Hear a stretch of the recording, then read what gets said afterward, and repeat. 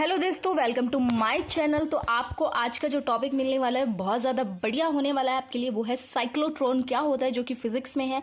Actually में क्या होता है कि जब हमारे एग्जाम्स में ऐसे टॉपिक आते हैं तो हम लोग जैसे ही बुक से पढ़ते हैं तो हमारे दिमाग का मिक्सचर जूस बन जाता है, जो कि हमें बनाना नहीं है, क्योंकि थ्योरेटिकल बेस इतनी सारी चीज़ें दी होती है। और फिजिक्स क्या है, फिजिक्स तो भाई एक नेचुरल चीज़ है, हमको वो अपनी लाइफ से रिलेट करके पढ़नी होती है। रट्टा तो मार नहीं सकते ना, उसको पढ़ने में तो ऐसे ही मजा आता है।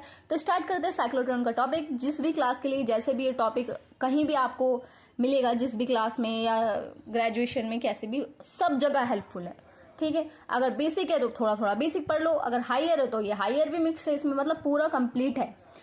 चलिए स्टार्ट करते हैं। साइक्लोट्रॉन क्या होता है? एक्चुअली में साइक्लोट्रॉन क्या होता है? It is a device which is use to accelerate the positively charge particle. कौन कौन से होते हैं? प्रोटॉन और alpha particle. It is based upon the phenomena of resonance. Resonance क्या होता है कि भाई जब हम किसी वस्तु है हमारे पास, उसको हम वाइब्रेट कर रहे हैं, ठीक है, जिसके कारण एक दूसरी वस्तु हाई फ्रिक्वेंसी पे वाइब्रेट हो रही है, उसको रेजोनेंस बोला जाता है इजी लैंग्वेज में। ठीक है, cyclotron is constructed by Lawrence and Livingstone 1932 में। ठीक है, cyclotron never use to accelerate never negatively charge particle.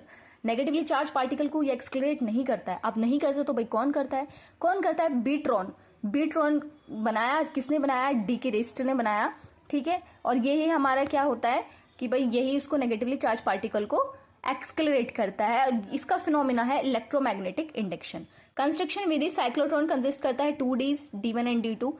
Bottom जो उसका कंडक्टेड होता है, radio frequency oscillate is connected which provided electric potential so that the particle can oscillate. तो particle oscillate हो जाता है 10⁵ to 10⁶। This dees is placed between, अब 2 magnets होती है इन डीज के, मतलब जो डीज है वो 2 मैग्नेट्स के बीच में रखी हुई होती हैं, D1 एंड D2। ठीक है, जहां पे हम अप्लाई करते हैं परपेंडिकुलर मैग्नेटिक फील्ड 10,000 गॉस का। That charge particle which is use to be accelerate place between 2 dees. Charge particle और डीज के बीच में रखे जाते हैं। Dees north and south magnet के बीच में रखी हुई जाती है। बस अब ये हमारा इसका स्ट्रक्चर है। छोटा सा स्ट्रक्चर बनाओ, बस आपको नंबर भरे भराए मिल जाएंगे, और कुछ नहीं है भाई। कुछ नहीं करना है, ऐसे सर्कल बनाओ, बीच में से ये थोड़ा पंप जैसा निकाल दो, और यहाँ पे इस पे चार्जेस दिखा दो, और ये मैग्नेट दिखा दो, और ये टारगेट है, यहाँ से हम अपने चार्जेस भेजेंगे। ये आपकी वर्किंग मेथड है, बहुत इजी मेथड है। आप लोग इसको देख लेना, जैसे भी जो चीज समझ में ना आए कमेंट में कर देना। तो अब मैं यहाँ से आपको बता दूं, तो perpendicular magnetic force acting on the charge particle, जो परपेंडिकुलर मैग्नेटिक फोर्स लगता है चार्ज पार्टिकल पे, वो होता है F = QVB sin 90। 90 क्यों लगा रहे? क्योंकि ये एक एंगल वाइज तरीके से पार्टिकल्स मूव होते हैं। ठीक है, F = QVB, F = mvr²। अब जब सर्कुलेट होता है चार्जेस, तो क्या होगा कि एक फोर्स भी होगा वहां पे, सर्कुलर फोर्स। तो दोनों फोर्स को इक्वल करेंगे, यहां से हमारे पास रेडियस आ जाएगी। अब ये जो रेडियस है ये क्या होती है? This is the required radius of the charge particle rotating in the orbit of cyclotron. ये उन्हीं पार्टिकल्स की रेडियस होती है जो रोटेट कर रहे हैं। ठीक है भाई, V = RW हमारे पास होता है।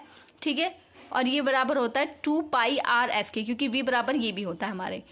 तो हम इन दोनों को इक्वल रख देंगे, इसको और इसको इक्वल रख देंगे। ठीक है, और यहाँ से हम R की वैल्यू यहाँ से निकाल लेंगे। निकालने के बाद हमारे पास ये वैल्यू आ जाएगी। और एक बार बताती हूँ मैं आपको, यहाँ से ये वाला R और ये वाला R दोनों को, मतलब यहाँ पे वैल्यू पुटअप की गई और कुछ नहीं किया गया। F जो प्रोपोर्शनल होता है B के, और 1/m के क्या होता है? इनवर्सली प्रोपोर्शनल होता है मास के। तो यहाँ काइनेटिक एनर्जी ये आ जाती है हमारे, और K = हमारे पास आ जाता है ये। This is the kinetic energy of the charge particle in cyclotron.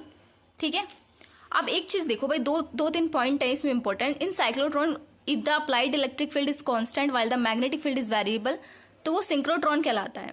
ठीक, ऐसा हो जाता है। अगर हमारे पास साइक्लोट्रॉन में इलेक्ट्रिक फील्ड वेरिएबल और मैग्नेटिक फील्ड कांस्टेंट हो जाता है, वो सिंक्रो साइक्लोट्रॉन कहलाता है।